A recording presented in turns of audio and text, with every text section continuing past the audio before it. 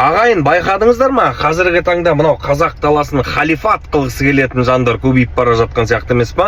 Біреулер жүр кезіндегі Бөгенбай мен Қабанбай жер үшін соғыспаған, олар дін үшін соғысқан деп. Кейбіреулер жүр жаңағыдай қазақтың қыздарын жаңағы ұрғашылар деп, және де соларды қолдап жүргенде қаншама адамдар бар деген сияқты. Менде де үлкен өкінішке орай оқырмандарының арасында кейбір есерсоқтар бар жаңағыдай. Солардың сөзін сөйлеп жаңағыдай сен дінге қарсысың дейтін әңгіме айтатын. Жоқ, жігіттер, қыздар, естеріңде болсын, мен Аллаға шүкір мұсылманмын, мен дінге қарсы түгім де жоқ.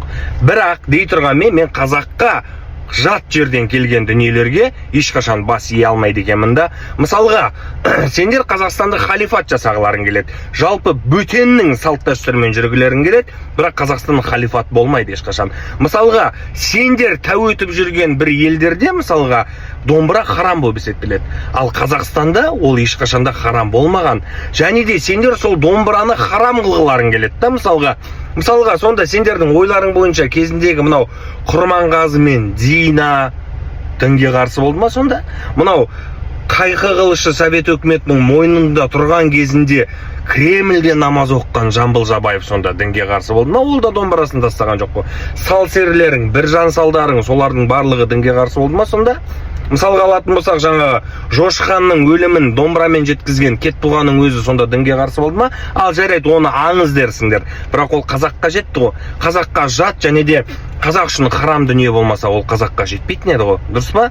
Одан кейін музыканы харам дерсіңдер. Ал жарайды, музыканы да харам делік бопты. Сонда мынау Парижде бүкіл әлемді аузына қаратып тұрып ән айтқан Әміре Қашаубаев сонда дінге қарсы болды ма?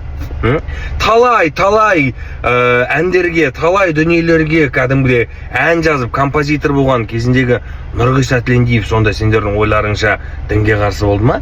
Неге осындай нәрселерді ойламайсыңдар?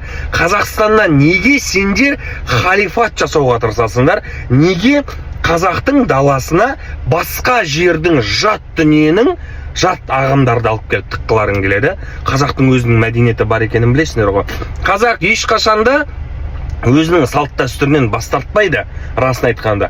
70 жыл бойы бізді сол қазақтың болмысын, қазақтың мәдениетін ұмыттыруға тырысты, бірақ қазақ ұмытқан жоқ.